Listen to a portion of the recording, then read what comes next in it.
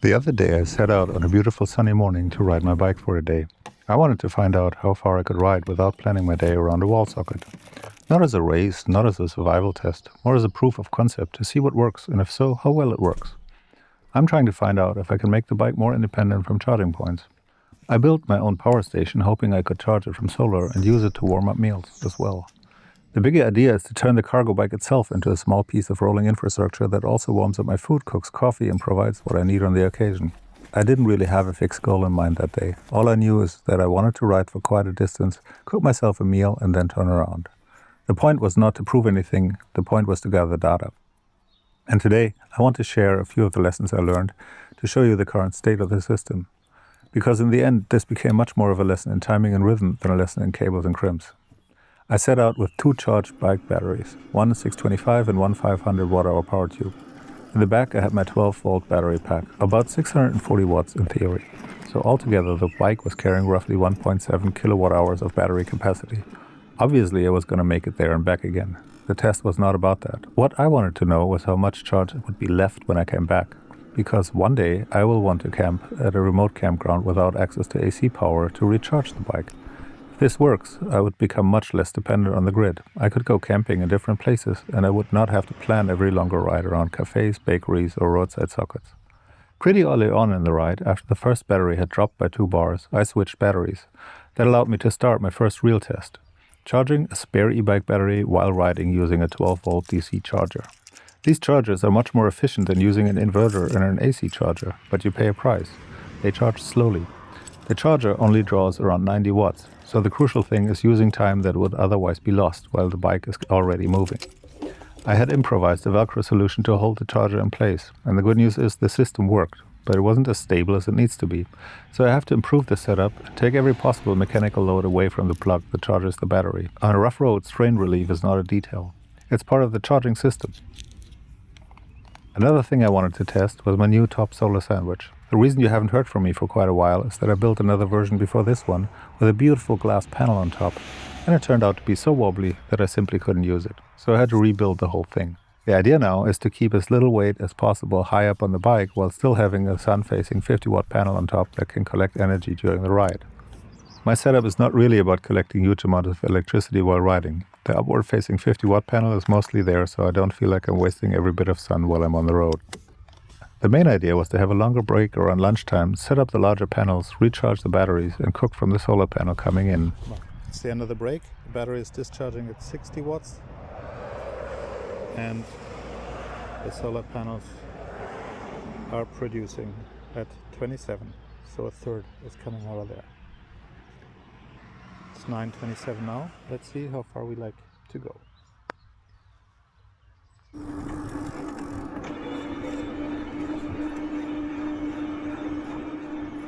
Eventually, I arrived at a beautiful spot in the countryside. There was no AC power anywhere, and I could really prove my point. It was as beautiful as it could be, but the previously beautiful sky had decided to become even more beautiful by adding clouds. By that time, the 50-watt panel on top had harvested about 50 watt-hours, so I started to set up the rest of the panels.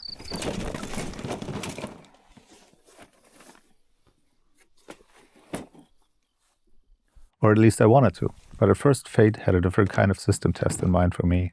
The ground turned out to be so soft that my camera equipment pulled the bike sideways, and the whole bike fell over. Nothing broke, and because the power box is built in such a simple and open way, I could take a good look at it immediately and see that everything was still fine. That is one of the reasons why I'm careful with portable AC power stations in this setup. They're amazing devices, but on a bike outside in the rain, in the dirt, on the rough ground, I prefer a system I can understand, inspect, and repair. So I set everything up to charge and to gather data on how much electricity I would produce in less than perfect conditions. The cooking time was about 45 minutes, and honestly, it was a beautiful break. But I ended up spending about 2 hours there. Looking back, I would have preferred to split that time into 2 separate stops, one to eat and one to charge while the sun was actually useful. Because during the whole break, I only gathered about 150 watt-hours. I left that place with 2 important lessons. The first lesson was that the solar system has to be much easier to access. My PV sandwich needs a major improvement before I take it out on the road again. The second lesson was about cooking. I need to separate cooking from charging. So I'm now thinking about building another Eurobox that can safely contain a lunchbox during the ride. That would be much safer than cooking with a rice cooker while moving. It uses only around 80 watts and it stays far below boiling temperature. The way back home was a beautiful 3-hour ride. And I was able to gather a lot of footage that underlines another point. The system has to be stress resilient.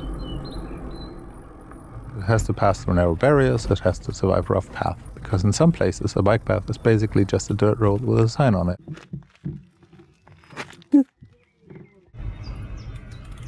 When I returned home, I had gathered about 250 watt-hours from solar in total. I did not do the second charging stop I had planned because the system wasn't accessible enough.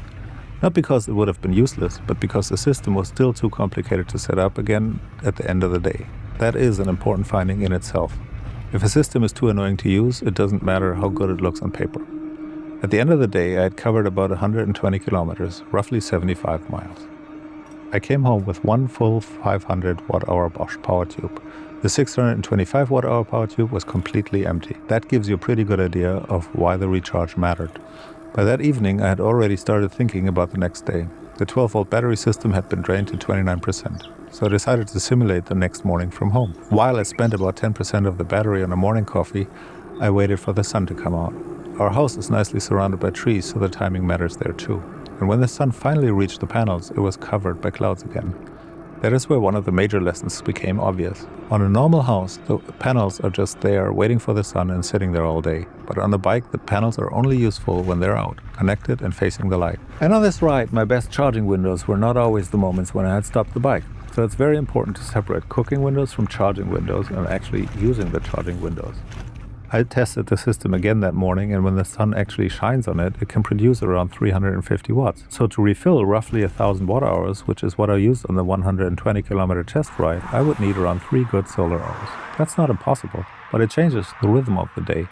And that is where another point came to mind. Getting up at 7 to make a YouTube film is fine. But as a normal camping routine, I don't really enjoy it. I think an 80 kilometer day might be a much better compromise. It would allow me to cook a proper breakfast, take decent charging breaks, and still arrive at camp early enough to use the evening sun. On a normal bike, you already accept that some days are not good riding days. Rain is rain. With this system, there's another layer to that rhythm. Long distances are possible if I'm willing to put in the charging time. But the system has to make that time usable. It has to let me cook, it has to let me charge. And that's when it lets me travel to places that do not offer AC power. That's the freedom I'm interested in, not infinite range, not a solar bike that rides forever, but a bike that lets me choose different places, different brakes, and different rhythms. AC charging also takes time.